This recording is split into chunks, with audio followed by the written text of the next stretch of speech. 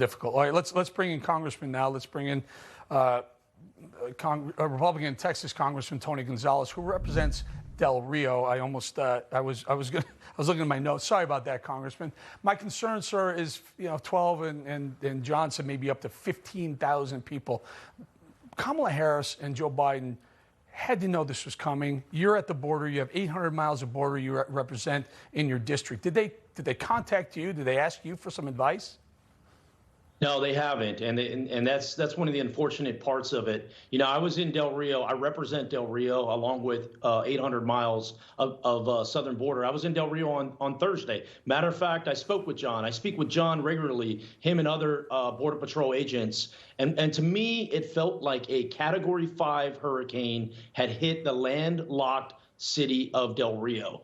And here you had Border Patrol agents doing everything they possibly can throughout this entire crisis. But this moment in particular, it was just gut-wrenching to see the conditions things were in. And this is solely due to a policy decision by the Biden administration. They simply do not care about law and order at all, right? They did away with some of these Title 42 flights for a short period, and that showed us exactly what the future is going to bring. It was as if a bat symbol went up in Del Rio, Texas, that highlighted to every Haitian, come now. It's as dangerous as can be. Well, Senator Cruz was at the border a couple nights ago. I think it was last Thursday night or so, and he had said that he experienced a ton of Haitian men getting on cell phones saying, "Hey, they're not sending you back. They're not sending us back. Come now." And what happened? It went from 4,000 or so on Thursday to up to 15,000 today. It's the way it works. You get on the cell phone, you call your friends, and they show up at the border.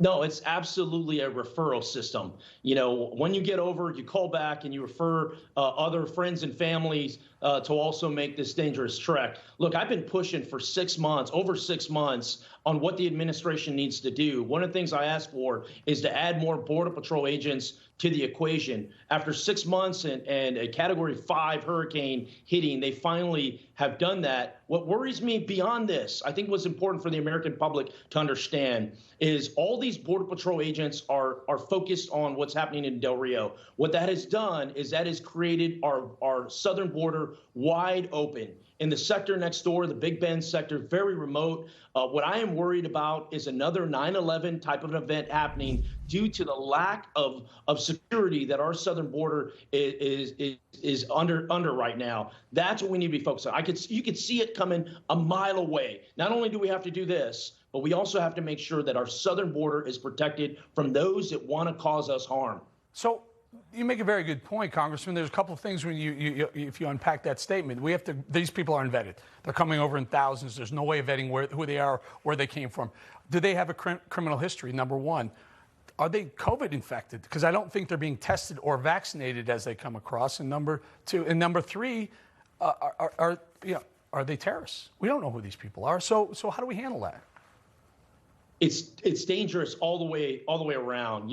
Roughly, throughout this process, around 20% of migrants tested COVID positive. So if you're talking 15,000, that means 3,000 of those migrants are COVID positive. Not only COVID, there's other ailments there too, measles and other outbreaks. It's dangerous for our agents. It's dangerous for our communities in general. What this administration needs to do is it needs to revamp the repatriation flights, send these folks that do not qualify for asylum back to Haiti. Use every form or fashion. It's the only way that slows down this process. People need to be returned to their country of origin, and they need to know that our border is secure, not in words, but in actions. Yeah. And that starts and that ends with the Biden administration. The longer they do not act, the more dangerous America is going to be for a 9/11 type of event. Congressman, only about 20 seconds or so. Secretary Mayorkas is on his way there or is there. Have they reached out to you yet? And if they do, what will you tell them?